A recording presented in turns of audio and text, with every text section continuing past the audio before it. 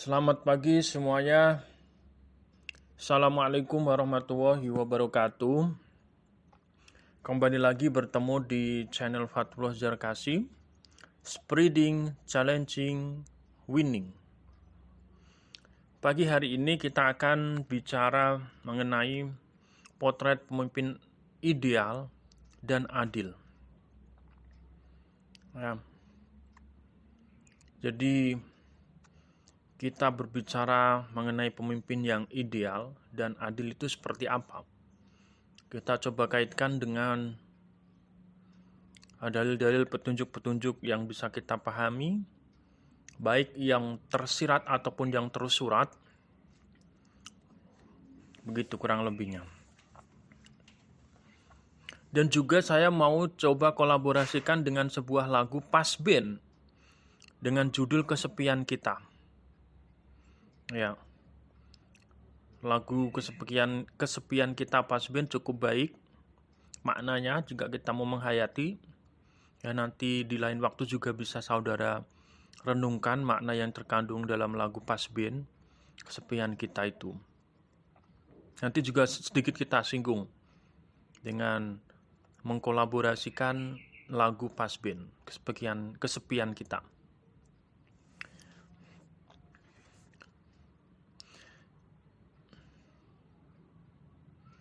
Sebuah dalil hadis ya menyatakan kullukum ra'in wa kullu ra'in mas'ulun ar-ra'iyatihi gitu. Jadi setiap diri kita itu adalah pemimpin, kurang lebih artinya seperti itu.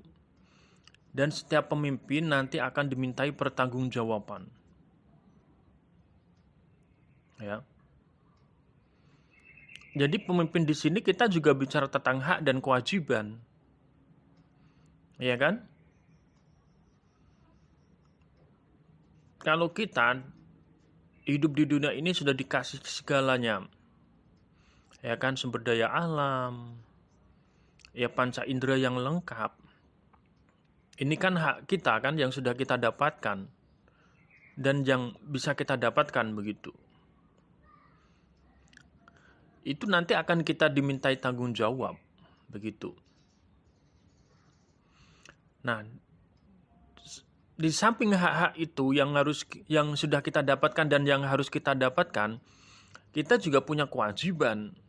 Kewajiban kita apa? Menjaga, memelihara yang sudah ada, yang sudah disediakan untuk kita itu kan, alam lingkungan gitu kan, alam sekitarnya, dan juga beribadah begitu. Beribadah pun masih luas, bisa kita pecah-pecah lagi kan itu, dan masih banyak lagi. Nah itu hadis. Ada juga dalil yang bisa kita pakai dalam malah lebih hebat, lebih kuat, karena ini bukan dari hadis tapi dari ayat suci Al-Quran itu. Al-Quran itu kan sudah dijamin kebenarannya, ya kan? Terutama surat Al-Baqarah ya itu. Nanti cari sendiri ya ayat keberapa itu.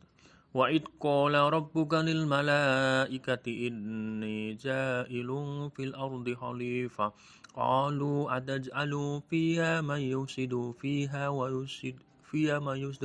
yusfiku dima wa nahnu nusabbihu bihamdika wa nuqaddisu lak qala inni a'lamu ma la ta'lamun. Kurang lebih seperti itu. Nah ini ayat ini yang sedikit saya ingin kolaborasikan dengan lagu Pasben itu, Kesepian Kita gitu. Jadi ayat ini kan ketika kejadian yang ada di surga. Jadi kita sebelum ada di bumi, Nabi Adam, bapak selaku kita gitu, bapak kita dan ibu Hawa itu sebelum di bumi itu ada di surga posisinya. Di surga itu semuanya sudah tersedia. Gak usah repot-repot mau makan masak, mau makan beli beras, gak usah. Tinggal ngomong apa ada. Itu di surga. Gitu. Nah setelah hidup beberapa lama di surga, Adam dan Hawa itu digoda kan? digoda sama siapa? Iblis begitu. Iblis ini posisinya di luar surga. Nah, kenapa iblis posisinya berada di luar surga? Itu ada ceritanya lagi. Iblis itu dahulu disuruh bersujud begitu kan? Ada tuh ayatnya juga di Al-Qur'an. Tapi dia menolak dengan kesombongan karena padahal apa? Disuruh sujud hormat, bukan sujud menyembah. Ya. Khalaq tahu min tin, khalaq tahu min narin, wa khalaq tahu min tin gitu. Itu alasan iblis kenapa dia tidak mau sujud hormat kepada Adam. Aku diciptakan dari api sedangkan Adam itu dari tanah. Kenapa aku suruh sujud gitu kan? Jadi dia melanggar perintah Allah, makanya dia dapat hukuman gitu kan. Hukumannya apa? Keluar dari surga. Tapi dia diberi penangguhan. Penangguhannya diizinkan. Ya, izinkan aku bisa menggoda anak Adam. Diizinkan gitu. Ya. Diizinkan, terus diberi penangguhan, diberi umur sampai panjang sampai hari kiamat nanti. Digoda. Ya, untuk menggoda anak Adam di mana saja, kapan saja gitu kan. Yang bisa untuk digoda. Kalau yang nggak bisa, ya nggak bisa digoda gitu kan. Inilah pilihan kita gitu. Itu ceritanya. Nah, ayat ini sangat menyinggung sekali, sangat berkenaan sekali dengan lagu kesepian kita itu. Ya, Pasben itu. Itu. Dan ini bisa dipanjang, ini bisa dilanjutkan dengan sangat panjang cerita ini kalau kita mau bahas selanjutnya, ya kan? Itu. Ya. Jika kita mau melihat potret seorang pemimpin ya di dunia yang terkenal akan sebuah kewibawaannya, kebijaksanaannya, contohnya itu. Ini saya beri contoh seperti Iskandar Zulkarnain gitu. Dia pemimpin hebat. Ya kan? Saya juga kurang begitu tahu kenapa dia Iskandar Zulkarnain bisa menjadi pemimpin hebat itu, saya kurang begitu paham literasinya. Tapi yang jelas dia menguasai Masyriq wal Maghrib, dunia barat dan timur itu dia. Ya, dia bisa berkomunikasi dengan para malaikat. Ya. Itu kalau di negara barat Alexander the Great itu. Nah, Nabi Sulaiman. Kalau Nabi Sulaiman asal mulanya dia diwarisi sama ayahnya Nabi Daud. Nabi Daud dari mana? Nah, dia usaha sendiri itu. Habis bertempur dengan siapa itu pasukan raksasa itu, Goliat ya. Gitu. Menang terus dapat raja itu kan. Habis berjuang sendiri dapat raja, terus diwariskan sekarang Sulaiman gitu. Terus ada juga potret pemimpin ideal itu Nabi Muhammad.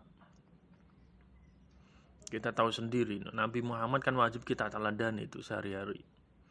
Coba berapa kekayaannya jika dia mau korupsi hasil perang. Ya, saya pernah nanya mahasiswa saya, berapa kali peperangan yang terjadi dalam kehidupan Nabi Muhammad? Ada yang mengatakan 40 kali.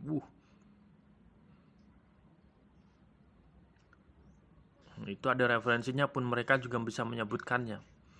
Kalau selama 40 kali kurang lebih itu menang dan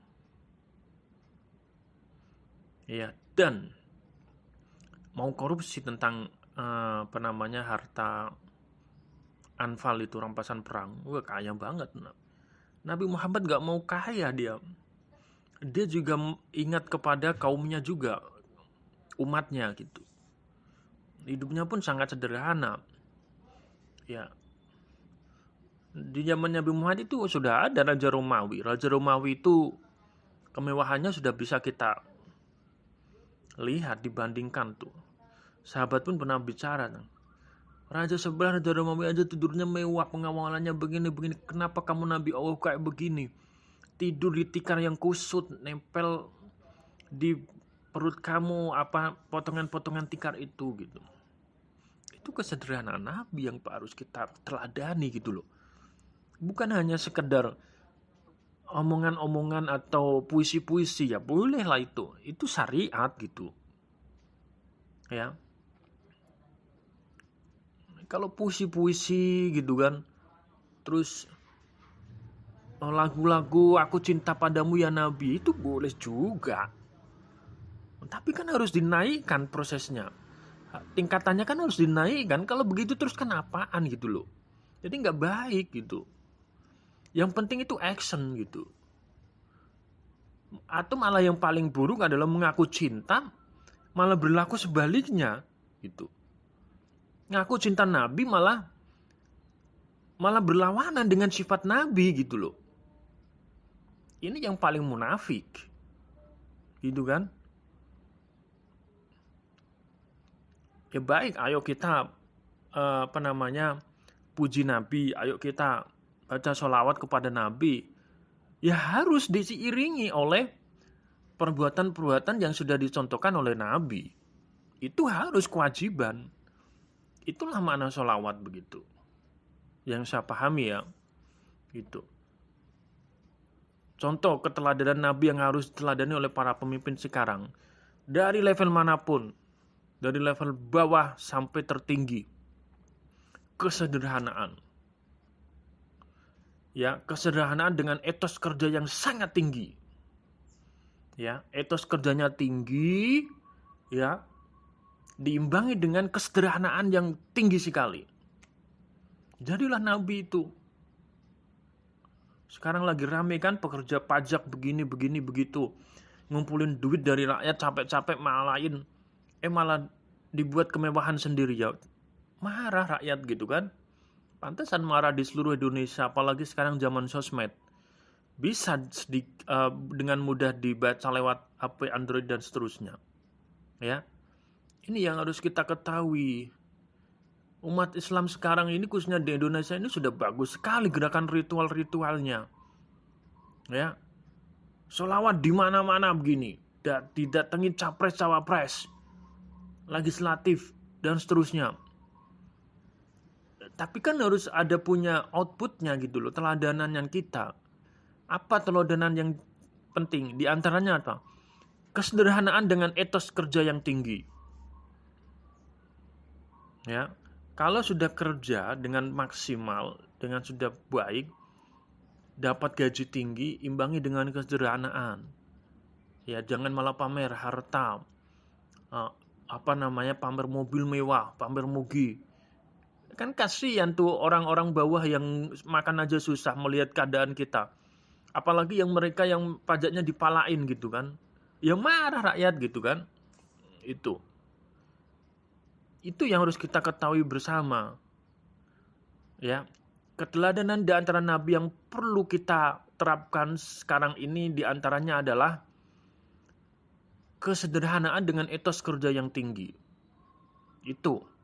Itu aja, satu saja yang saya amati yang harus ada dalam diri kita sendiri, termasuk saya sendiri ya. Saya mencoba bukan hanya jarkauni saja. Saya juga harus bertanggung jawab terhadap apa yang saya katakan ini. Kalau saya mengatakan seperti ini tapi berlaku sebaliknya, itu siksanya jauh lebih berat ini. Begitu kan? Ini etos kerja yang tinggi, jujur, ya kan, pemberani, ya. Etos kerja yang tinggi kan Nabi seperti itu, menyampaikan itu, tapi dipupuk dengan rasa kesederhanaan yang tinggi.